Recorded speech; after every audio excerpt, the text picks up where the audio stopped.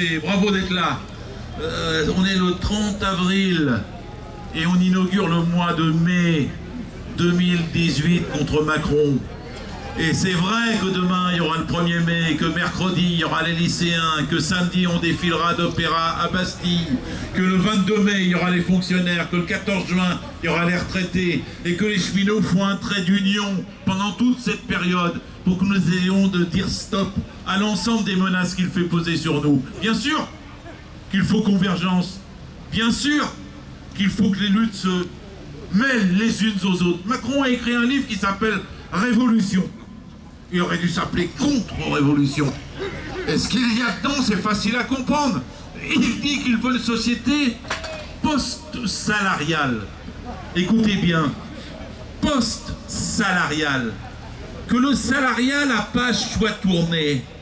Il veut une société sans statut. Pas seulement le statut des cheminots, que personne ne se croit à l'abri. Tous les statuts, il veut les remettre en cause.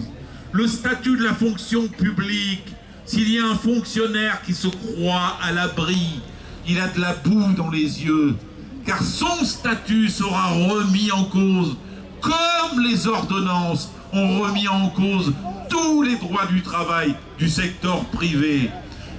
Et l'autre jour, dans son interview devant Plenel et Bourdin, il a dit une chose très simple: je vais remettre en cause, supprimer les cotisations sociales. Si quelqu'un avait dit ça, normalement nous devrions être des millions dans la rue. Normalement c'est toute notre histoire qui est en cause. Supprimer les cotisations sociales, c'est supprimer la sécurité sociale. C'est supprimer le budget séparé de la protection sociale par rapport à celui de l'État. C'est remplacer ce que les employeurs payent à la source sur nos bulletins de paye sous forme de salaire brut pour notre protection sociale. C'est le remplacer par un impôt, mais qui ne sera pas préaffecté pour notre protection sociale. Et s'il n'est pas préaffecté, il pourra servir à autre chose, à la guerre ou à tout autre choix politique différent de notre vécu de protection sociale tel qu'il existe depuis 75 ans. Et c'est sûr que casser les statuts, casser les cotisations sociales et vouloir une société post-salariale, remplacer le contrat de travail par un contrat commercial, ça nous oblige à converger. Et c'est cela qui doit nous rassembler tous. C'est la même lutte et elle est liée par un ennemi commun. Et ensuite, nous sommes 9 organisations. Sans unité politique de la gauche, on ne pourra pas pousser jusqu'au bout les avantages des luttes en cours. Il faut cette unité politique, ne pas participer à l'unité de la gauche. Ce n'est pas aider le mouvement. Seule cette unité peut l'aider. Et c'est là que je vous attire votre attention sur ce que les 9 organisations ont signé. Elles ont signé un texte qui est un document qui défend le service public, le service ferroviaire et qui défend les cheminots. Ce texte fait 2 pages. Il est à votre disposition parce que nous l'avons travaillé ensemble volontairement avec les 9 organisations qui ont appelé ce soir. Ce texte est un élément de plateforme. C'est donc un élément de rassemblement. C'est donc un élément politique qui peut appuyer l'ensemble des luttes.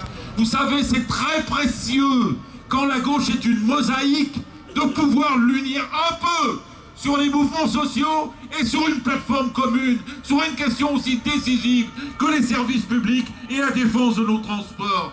Et il faut faire ça pas seulement ce soir, il faut le faire en permanence, parce que cette unité de la gauche, personne ne pourra s'en passer.